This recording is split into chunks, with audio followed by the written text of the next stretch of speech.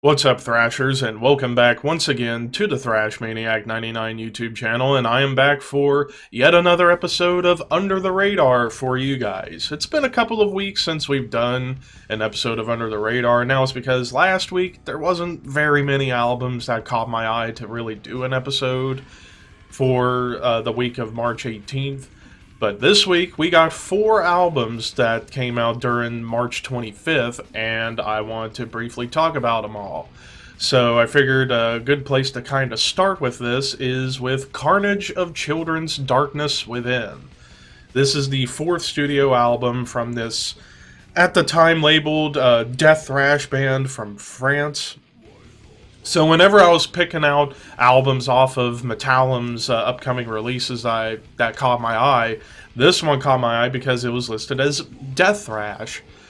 But when I listened to this, boy was I wrong. I mean, there are a couple of thrash parts, but this is not really a death thrash album. This is almost kind of blackened death metal a little bit, because there's a lot of black metal parts and a lot of black metal vocals, but there's a lot of death metal on here. However, I will say right now, this album was not that good for me, and it was mostly because it seemed like this band was confused on what direction this album should go into, because you would get like moments where a couple parts where it gets a little bit thrashy, couple of spots where it gets a little black metal, but there was plenty of death metal on here. In fact, there were some really cool riffs on this album, riffs that kind of reminded me a little bit of bands like Morbid Angel and maybe even a touch of early Gorguts at times.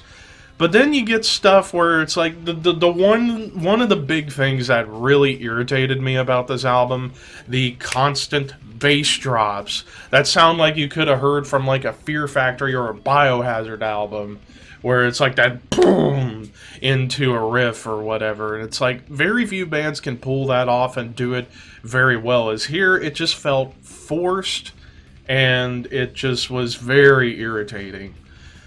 The biggest gripe that I have with this album, personally, it's just felt like a train wreck going off. It felt like a train going off the tracks in a bad way.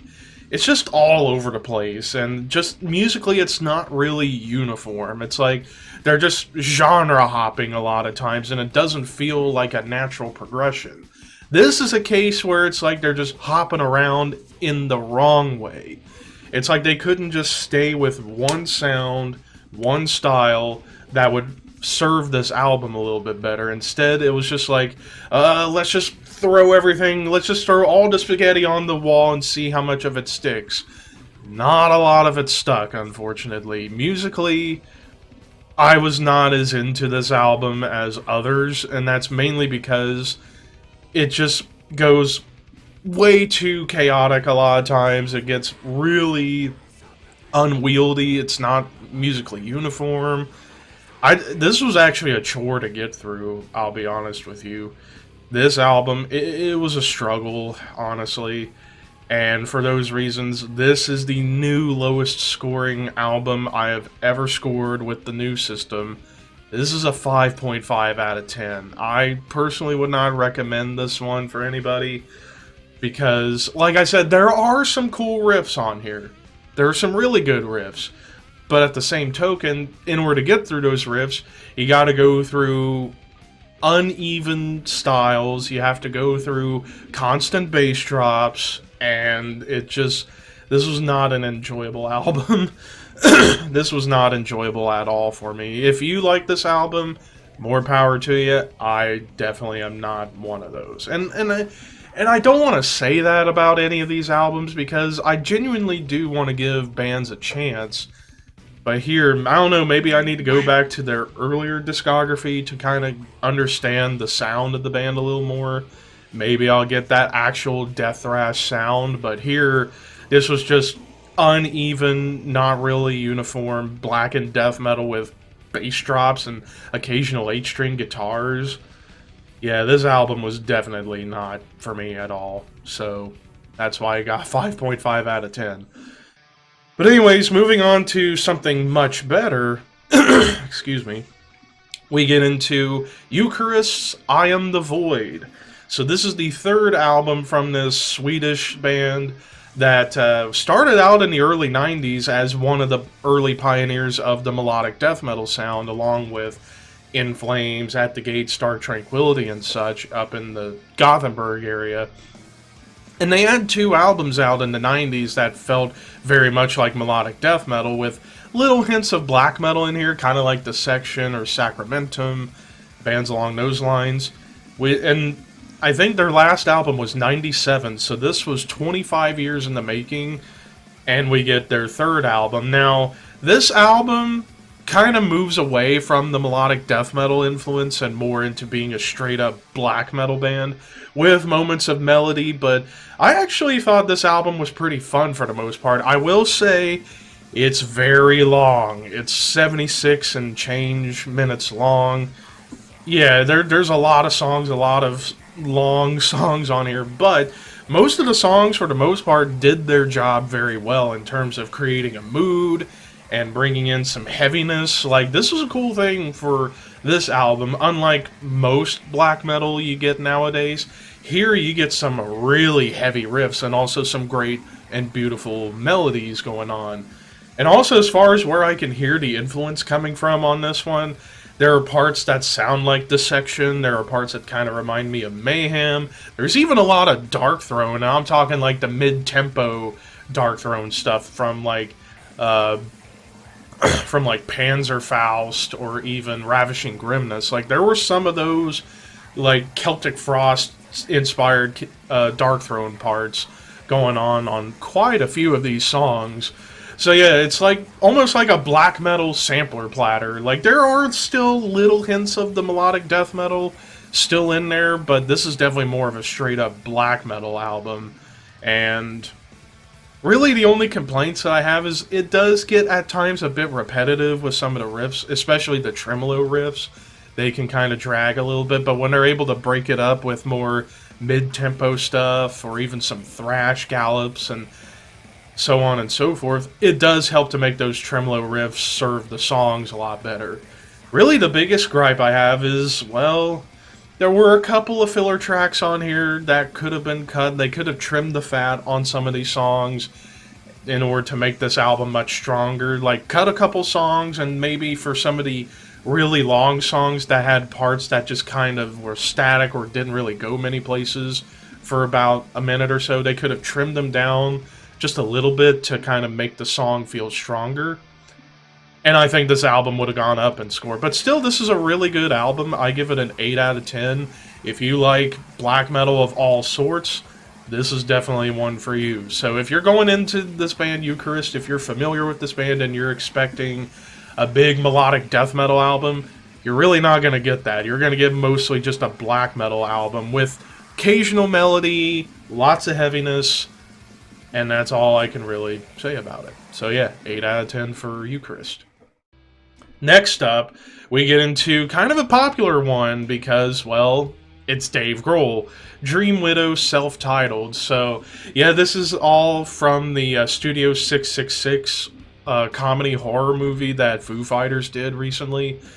And this was basically like the soundtrack to that movie, pretty much. And it was released, they describe it as an EP, but it's over 40 minutes long. You might as well call it an album, so there you go. So this was largely Dave Grohl pretty much doing everything for the most part, except for a couple of leads. So yeah, Dave Grohl playing drums, bass, guitars, and vocals. And I have to say, and this is a metal band that Grohl did here, and this was the first metal project he had done since Probot back in the early 2000s. So to hear Dave Grohl doing a metal project, I was like, you know what? I'm sold. I'm willing to check it out. And wow, was I surprised. This was actually some fun stuff. Like, this is largely like stoner sludge doom metal with a couple of songs that get a little bit thrashy and a little raspy. Like March of the Insane was like a thrashy tune with some raspy vocals.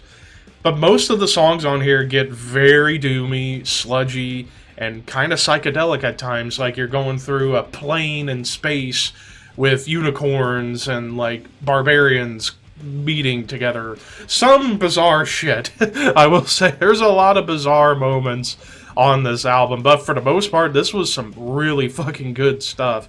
Especially towards the end, the final 2 tracks, the longest tracks of the album, were fucking awesome. Very sludgy, doomy, especially the closing track, which was 10 minutes, and it was an instrumental, and that fucking riff bend the shit out of it. So, yeah, while it is goofy, I love it for that reason. So, I give this one an 8 out of 10 as well. This is a really good album. I actually might pick this up. Right now, it's not available on CD or anything. Maybe it'll be released with the movie on Blu-ray or whatever. And then I might get, because the movie looks pretty fun. So, there is that for you.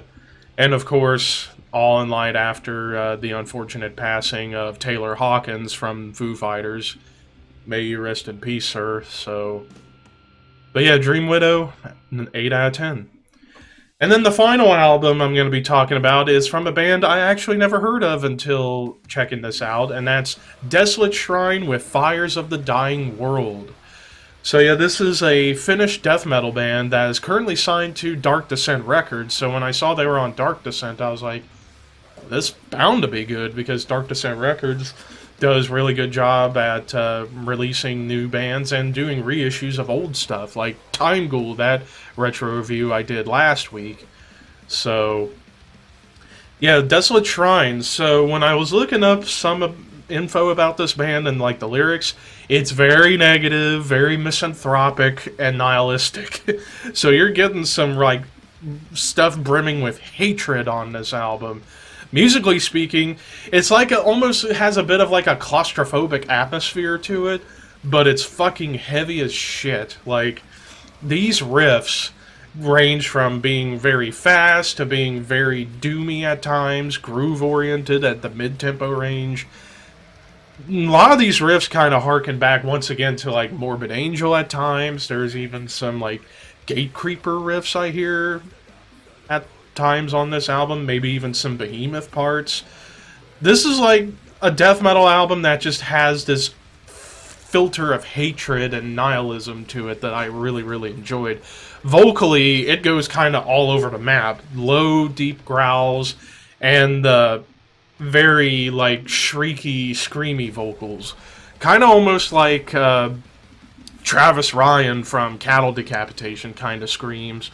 But the low growls are quite exceptional on this album. And top to bottom, this is definitely one I might pick up as well. I give this one a 9 out of 10. This is some really fucking good stuff here. If you're a fan of death metal that just is brimming with hatred, this is definitely one for you to check out, because holy shit, I was not prepared for how visceral and just full of hate that this album was able to project. So yeah, 9 out of 10 for Fires of the Dying World by Desolate Shrine, and that does it for this episode of Under the Radar.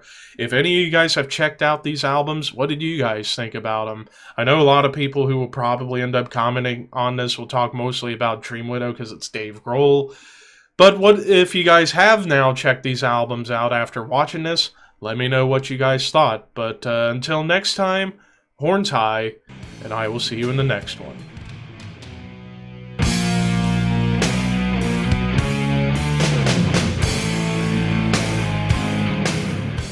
Trouble the Skull. 1985, this is Trouble's sophomore effort, and this is the Hammerhard Records reissue that came out last year. This is amazing doom metal that has a lot of Christian lyrics, but it's Christian lyrics done right. It's mostly the somber, dark stories about Christianity. And, I mean, even inside the case, it says a verse. Let all bitterness and wrath and anger and clamor and slander be put away from you with all malice, and be kind to one another, tender-hearted, forgiving one another, as God in Christ forgave you.